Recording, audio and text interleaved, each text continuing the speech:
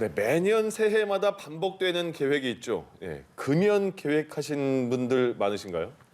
네, 금연을 할 때도 자신에게 꼭 맞는 맞춤 전략이 필요하다고 합니다. 오늘은 서민석 가톨릭대 인천 성모병원 가정의학과 교수를 만나서 금연 필승 전략을 들어보겠습니다. 신재은 캐스터 나와주시죠. 네, 출근길 인터뷰입니다. 오늘은 서민석 교수와 이야기 나눠봅니다. 안녕하십니까? 네, 안녕하세요. 네, 새해를 맞아서 금연을 계획하는 분들 참 많으실 텐데요. 금연에 성공하기 위해서 어떤 게 가장 중요한가요? 금연해야지 하고 생각하셨다면 구체적인 계획을 세우시고 바로 실행에 옮기시는 게 중요합니다. 금연을 시작할 때 가장 중요한 것은 금연 클리닉에 등록하는 건데요. 실제로 혼자서 금연을 시작하다 며칠 지나지 않아 포기해서 작심삼일이라고 하는 경우가 많은데 이거는 금단 증상 때문에 나타나는 증상이고요.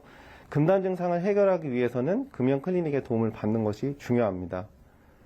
네, 말씀하시는 것처럼 금단 현상 때문에 금연 포기하시는 분들 굉장히 많은데요. 어떻게 대처할 수 있을까요?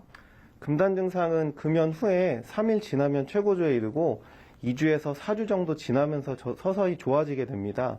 대표적인 금단 증상은 집중력 저하, 짜증, 불안이나 우울, 주간 졸음이나 불면인데요. 금단 증상은 금연 치료를 통해 해결할 수 있고 금연 치료 중에서 금단 증상이 나타날 때는 차나 물을 마시거나 가벼운 운동이나 스트레칭, 긍정적인 생각으로 기분 전환하는 것이 도움이 됩니다. 네, 약물 치료나 패치를 사용해서 금연 시도하는 분들도 있는데요. 주의사항이 있다고요? 니코틴 패치제의 경우 흡연을 하는 도중에 사용하면 안 되고요. 그렇게 되면 니코틴의 농도가 급격하게 올라가게 되면서 여러 가지 부작용이 나타날 수 있습니다. 온찜질 하는 것도 피하셔야 되고요. 약물 치료를 할 때는 불면증이나 구역감, 소화불량, 속쓰림, 변비 등의 부작용이 나타날 수 있기 때문에 이런 경우에는 전문의와 상의가 필요합니다. 네, 그리고 금연에 도움이 되는 식단이 있다고 하던데 어떤 식단인가요? 그리고 금주도 함께 하면 도움이 된다고요?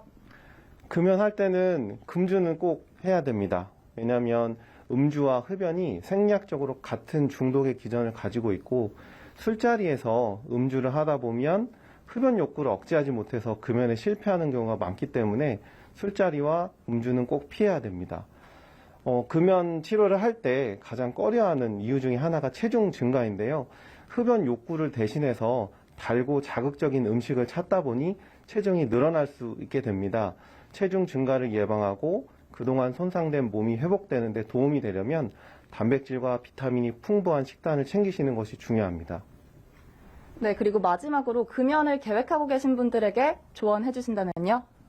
금연은 빠를수록 좋습니다. 흡연 기간이 짧을수록 심장 뇌혈관 질환, 암 발생의 위험이 줄어들고 수명 연장의 효과도 커지게 됩니다.